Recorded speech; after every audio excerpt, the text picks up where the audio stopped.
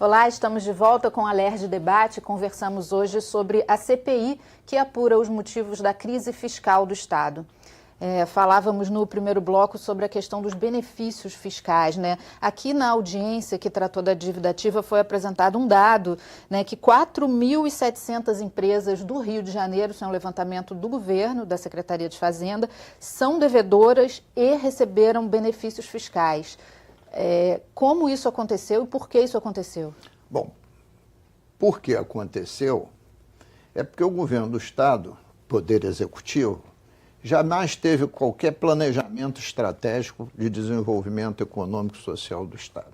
Se você quer dar benefício fiscal, você primeiro tem que fazer um plano estratégico para saber que macro-regiões você quer desenvolver, quais são os setores, quais são as escolas técnicas que vão lá se instalar, etc., para depois efetuar. Ou seja, os benefícios foram distribuídos aleatoriamente, principalmente para os amigos dos reis. Quem são os reis? Os governadores de plantão, os secretários, etc. Então, isto virou uma anarquia só. E segundo, não existe, até hoje, uma metodologia científica que possa acompanhar os reais benefícios do incentivo fiscal. É isso que eu ia perguntar para o senhor. Não existe. Se dá a bolsa a Secretaria de Ciência e Tecnologia, dá a bolsa de mestrado, doutorado, para até você descobrir como é que você transforma a rosa cor-de-rosa em rosa vermelha. Mas não tem ninguém estudando como criar essa metodologia, como aplicar uma curva de Laffer sobre os principais produtos do nosso Estado, para saber qual é a alíquota ótima que deve ter de ICMS em cada produto, para ter o retorno máximo. Porque a alíquota não pode ser zero, nem pode ser exorbitante. A alíquota zero produz arrecadação zero, e exorbitante produz sonegação e a saída de empresas. Mas, deputado, o governo não sabe dizer o quanto esses benefícios se reverteram em recursos para o Estado, para os cofres públicos? Não. Ele não sabia nem dizer se gerou os empregos na proposta do benefício. Ele não sabia dizer nem se a empresa estava cumprindo aquilo que foi assinado no termo do benefício. Nem isso. Por quê? Não tinha uma cadeia de responsabilidade. Quem dava o benefício era a Secretaria de Desenvolvimento Econômico. A Secretaria de Planejamento dizia que não tinha nada a ver com isso. A Fazenda rangia o dente, porque era a perda de poder deles. A Procuradoria se quedava em silêncio, porque a Procuradoria, que devia ser, durante esses anos pretéritos, Procuradoria-Geral de Estado, passou a ser Procuradoria-Geral do Governo. Tanto é que era comum você ter o Procurador-Geral e o secretário-chefe da Casa Civil também procurador. Ora, se essas instituições não tinham nada, quem deveria fiscalizar? Era a CODIM, que tinha 4 funcionários requisitados. Então, quando você não tem uma cadeia de responsabilidade, ninguém é responsável, evidentemente a corrupção, o descontrole se associa. Foi o que aconteceu. E isso é que precisa consertar. O regime de recuperação fiscal dizia que a cada ano os incentivos fiscais deviam cair 10%. Né? Caiu? Só fez aumentar, porque não tinha controle nenhum. Então agora tem que se partir para ter um tipo de controle. Por isso que agora começou a haver cancelamentos. E existe algum tipo de controle no sentido de saber se a empresa é devedora antes de conceder o benefício fiscal? Mas é claro que existe, se quiser. A Fazenda e a Procuradoria... Mas precisa cruzar esses dados. E o Tribunal de Justiça não tem a relação dos devedores?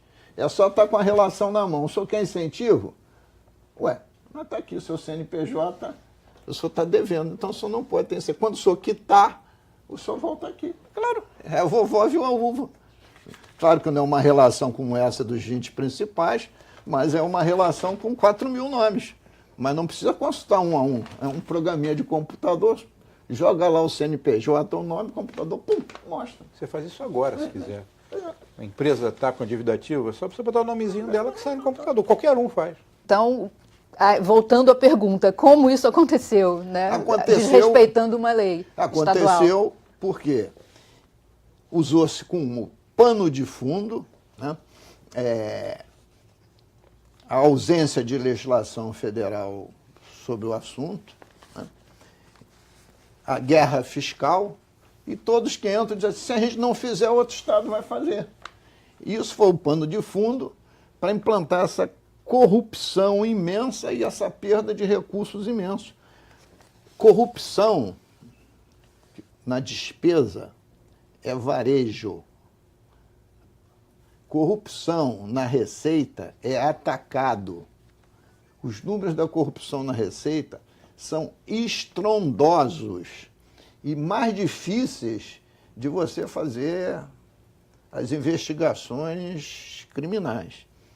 A Polícia Federal já começou a entrar lá no CARF. CARF é, entre parênteses, a Junta de Revisão Fiscal da União. Outro dia já prenderam um pequeno empresário, está aí nos jornais. Na hora que entrar no sistema bancário, você vai ver o tamanho do rombo. Por quê? Eles são multados por descumprimento de legislação federal e vão perdendo, aí recorre lá ao último grau, que inclusive julga também os recursos sobre imposto de renda. Aquelas juntas lá, todas viciadas e corrompidas, com as exceções de praxe. Aí, por troca de valores consideráveis, eles obtêm perdão de dívidas de bilhões. Isso é um esquema de corrupção estrondoso. Então, esse negócio da receita é algo que, se não entrar de cabeça, a gente não sai de crise nenhuma. E qual a expectativa dos senhores agora para esse novo governo? O pessoal aí está empolgado em entrar de cabeça nisso? O fato é o seguinte, você perguntou quais são as causas.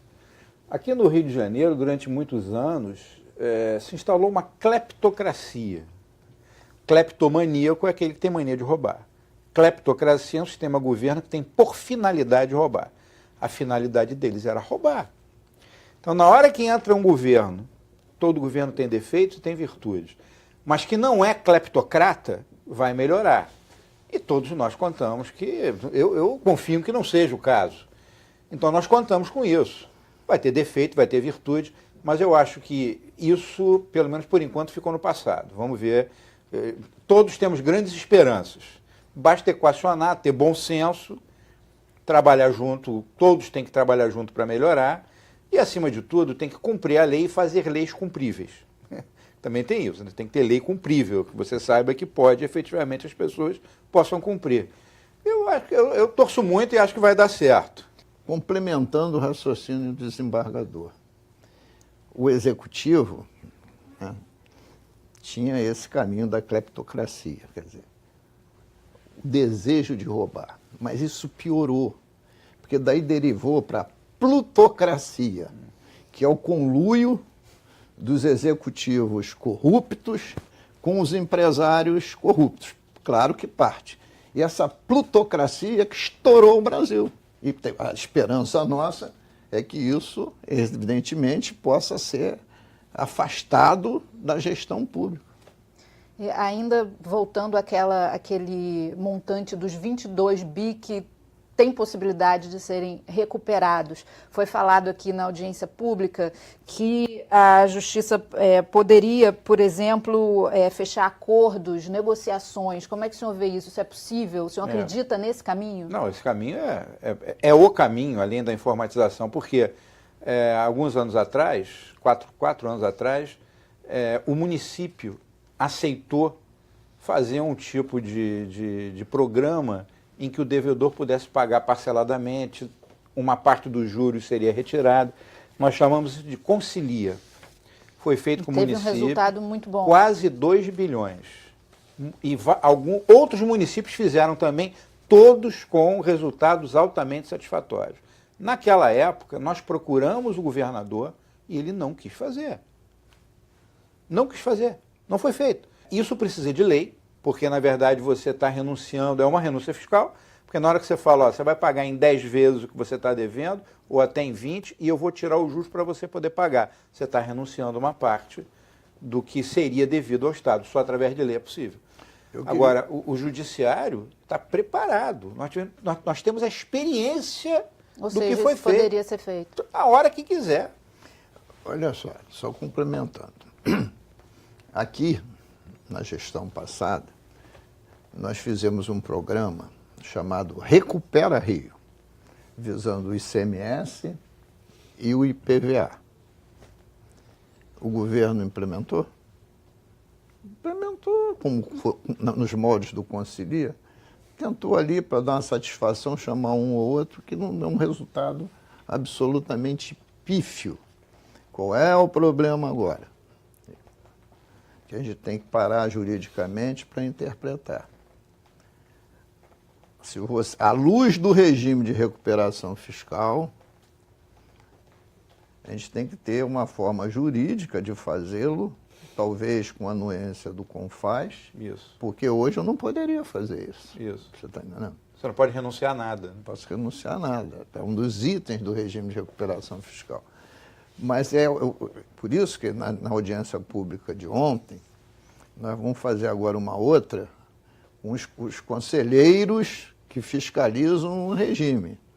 Porque, como eu disse ontem, eles são muito rígidos para dizer o que não pode de despesa de pessoal, mas não tem se aprofundado nada sobre essas perdas imensas de receita. Então a gente tem que procurar, eu vou até pedir auxílio do desembargador, um caminho jurídico que a gente possa vencer essa limitação para a gente poder fazer uma proposta nos termos, ou até melhor do que fez a Prefeitura da cidade do Rio de Janeiro. Deixa eu dizer mais um negocinho sobre isso. Você vê, quando a gente fez o Concilia com o município, com vários municípios, qual é o imposto lá? O IPTU. Então vai o dono da casa, vai gente humilde, muita gente humilde que vai lá e paga em 20 vezes. É interessante que o pessoal mais humilde é o que paga, né? Quando você fala em ICMS, é empresa. Eu acho que foi isso que desincentivou um pouco o governo anterior. Aí é um foco bem diferente. É a famosa plutocracia, o conluio do executivo. Vai vir empresário. Não vai ser tanta gente, não. Vão ser empresas que vão vir, porque muita empresa acaba, vai falando. Essa listinha aqui que a gente fez, né? Uns 10, 20 mil vão vir, mas vão ser empresas que vão vir. Mas no Recupera Rio não era. Ela podia ser empresa, mas no IPVA era o cidadão. IPVA é o cidadão. IPVA é o cidadão. Eu agradeço muito a presença do desembargador aqui, do deputado também, presidente da CPI, e obrigada a você que nos acompanhou. Para rever este ou outro programa da TV Alerj, acesse o nosso site www.alerj.rj.gov.br. Nós também estamos no YouTube. Entre na nossa página e acesse o nosso conteúdo. Até a próxima. TV Alerj, canal do Povo Fluminense.